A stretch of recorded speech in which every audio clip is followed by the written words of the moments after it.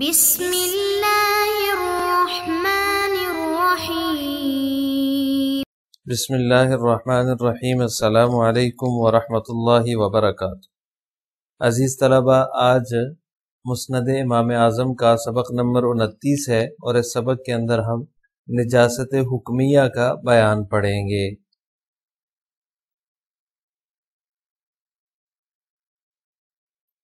وبه قال حدثنا ابو حنیفة عن حماد عن ابراہیم عن رجل عن حذیفة رضی اللہ تعالی عنہ ان رسول اللہ صلی اللہ علیہ وسلم مد یده الیہ فدفعها عنہ فقال رسول اللہ صلی اللہ علیہ وسلم ما لك قال انی جنوب قال له رسول اللہ صلی اللہ علیہ وسلم ارنا یدیک فإن المؤمن لیس بنجس وفی روایت المؤمن لا ینجس۔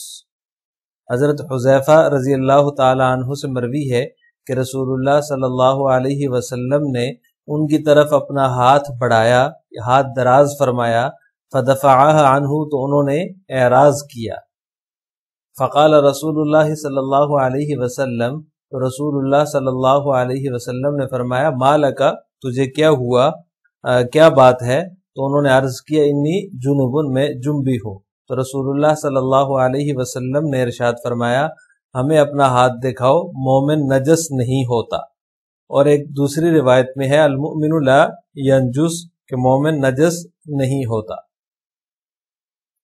اس سے اگلی روایت ہے وبه قال حدثنا ابو حنیفة عن حماد عن حذیفة رضی اللہ تعالی عنہ ان رسول اللہ صلی اللہ علیہ وسلم مد یده الیہ فامسکها عنہ فقال رسول اللہ صلی اللہ علیہ وسلم ان المؤمن لا ینجس۔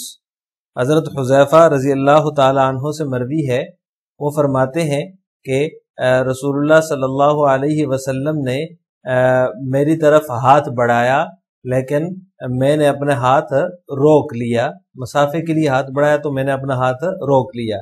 تو نبی کریم صلی اللہ علیہ وسلم نے فرمایا ان المؤمن لا ینجس، بے شک مومن جو ہے وہ نجس نہیں ہوتا۔ عزیز طلبہ، یہ جو دو احادیث میں نے آپ کے سامنے پڑھی ہیں جن کا ترجمہ کیا ہے، اس کا مفہوم اچھی طرح سمجھ لینا چاہیے۔ یہ بات تو ذہن نشین کر لینی چاہیے کہ زمانہ جاہلیت کے اندر جو ہے وہ ایک عجیب قسم کا تصور پایا جاتا تھا کہ ناپاکی کی حالت میں جس کو ناپاکی لاحق ہو جاتی تھی، چاہے وہ مرد ہو یا عورت ہو، اس کے ساتھ ایک عجیب طرح کا سلوک روا رکھا جاتا تھا۔ عورت کو تو بالکل ہی جو ہے وہ بند کر دیتے تھے، کال کوٹڑی میں بند کر دیتے تھے، اور اس کے قریب بیٹھنا، اس کو ہاتھ لگانا تو دور کی بات، اس کے ہاتھ سے بنی ہوئی چیز بھی کوئی نہیں کھاتے تھے۔ کھانا پینا بھی وہ بالکل الگ تھلگ اس کو کر دیتے تھے اور ناپاک سمجھتے تھے، اس کے ہاتھ کا بنا ہوا کھانا تک بھی نہیں کھاتے تھے، اس کو اچھوت سمجھا جاتا تھا اور ایک کال کوٹڑی کے اندر اس کو الگ تھلگ بند کر دیا جاتا تھا۔ اسی طرح مرد بھی جو تھا وہ بھی جو ہے اپنا ہاتھ ناپاکی کی حالت میں، حالت جنابت میں کسی کو نہیں لگاتا تھا۔ ان کا یہ تصور تھا، ان کا یہ نظریہ تھا کہ یہ میرے ہاتھ ناپاک ہیں، حالت جنابت میں جس کو لگاؤں گا تو وہ بھی ناپاک ہو جائے گا۔ اسی وجہ سے جو حدیث آپ کے سامنے گزری ہے حضرت حذیفہ رضی اللہ تعالیٰ عنہ کی، اور ایک روایت جو ہے اس کے علاوہ حضرت ابو ہریرہ رضی اللہ تعالیٰ عنہ سے بھی ہے کہ ان سے آپ صلی اللہ علیہ وسلم نے مصافحہ کرنا چاہا تو انہوں نے مصافحہ نہیں کیا، مصافحہ کرنے سے گریز کیا اور مجلس سے جو ہے وہ کھسک گئے تاکہ پتہ نہ چلے آپ صلی اللہ علیہ وسلم کو۔ تو اور اگر ہم ہاتھ میں لائیں گے تو آپ صلی اللہ علیہ وسلم کے ہاتھ جو ہیں وہ بھی ناپاک ہو جائیں گے۔ تو نبی کریم صلی اللہ علیہ وسلم نے اس خیال کی اصلاح بڑے عجیب طریقے سے فرمائی کہ اس کے بعد کسی کے ذہن میں اس حوالے سے کوئی شک و شبہ باقی نہیں رہتا، اور اس سے یہ اصول بھی جو ہے وہ نکلتا ہے کہ جنابت ایک نجاست حکمیہ ہے۔ نجاست حکمیہ جو ہوتی ہے اس میں دخول مسجد، تلاوت قرآن کریم، اس کے علاوہ کسی چیز سے جو ہے وہ مانے نہیں ہوتی نجاست حکمیہ، کیونکہ جسم کے ساتھ لگی ہوئی نہیں ہے۔ نجاست حکمیہ کا مطلب یہ ہے کہ بظاہر جسم کے اوپر کہیں نجاست لگی ہوئی نہیں ہے، تو لہٰذا نجاست حکمیہ انسان کے ہاتھوں میں، پاؤں میں، جسم میں کہیں بھی سرایت نہیں کرتی۔ اگر وہ ہاتھ پیر کسی اور کو لگ جائیں تو وہ چیز بھی ناپاک نہیں ہوتی. تو لہٰذا آپ صلی اللہ علیہ وسلم نے فرمایا ان المؤمن لا ینجس، مومن نجس نہیں ہوتا، چاہے وہ حالت جنابت میں ہو یا ویسے ہو. لیکن اس سے ایک اور بات سمجھ لینی چاہیے کہ یہ نجاست جو ہے یہ مشرکین کے اندر پائی جاتی ہے. کافر نجس ہوتا ہے، اس کی نجاست حکمی نہیں ہوتی بلکہ نجاست حقیقی ہوتی ہے، کیونکہ اللہ تعالیٰ نے قرآن کریم میں فرمایا یا ایھا الذین آمنوا انما المشرکون نجس، مشرک جو ہیں وہ نجس ہیں. تو ان کی نجاست جو ہے وہ نجاست حکمی نہیں ہے بلکہ نجاست حقیقی ہے. مومن کی جو نجاست ہے حالت جنابت میں جو اس کو لاحق ہوتی ہے، چاہے وہ مرد ہو یا عورت ہو، وہ نجاست حکمی ہے، اور اس کے ہاتھ پاؤں یا جسم کا کوئی حصہ کہیں لگ جائے تو وہ ناپاک نہیں ہوتی. وہ چیز لگنے سے بھی، اور خود اس کا جسم بھی جو ہے وہ ہاتھ پاؤں یا جسم کے دیگر اعضاء جو ہیں وہ ان میں نجاست سرایت نہیں کرتی ہے. اس کے بارے میں آپ صلی اللہ علیہ وسلم نے اسی لیے فرمایا ان المؤمن لا ینجس، کہ مومن نجس نہیں ہوتا. اس سے اگلی روایت ہے وبہ قال حدثنا ابو حنیفہ عن حماد عن ابراہیم عن الاسود عن عائشہ رضی اللہ تعالی عنہا ان رسول اللہ صلی اللہ علیہ وسلم قال لها ناولین الخمرۃ فقالت انی حائض فقال علیہ السلام ان حیضتک لیست فی یدیک. اس حدیث کا ترجمہ یہ ہے، حضرت عائشہ رضی اللہ تعالی عنہا سے مروی ہے کہ رسول اللہ صلی اللہ علیہ وسلم نے ایک مرتبہ ان سے فرمایا ناولین الخمرۃ، مجھے چٹائی پکڑا دو. تو انہوں نے عرض کیا انی حائض، میں حائضہ ہوں یعنی ایام سے ہوں. تو آپ صلی اللہ علیہ وسلم نے ارشاد فرمایا ان حیضتک لیست فی یدک، بے شک تمہارا جو حیض ہے، تمہاری ناپاکی تمہارے ہاتھ میں نہیں ہے. ان حیضتک لیست فی یدک، یہ تمہارا جو حیض ہے جو تم ایام سے ہو، تو لہٰذا یہ تمہارے ہاتھ میں نہیں ہے، یعنی اس کی وجہ سے تمہارے ہاتھ ناپاک نہیں ہے.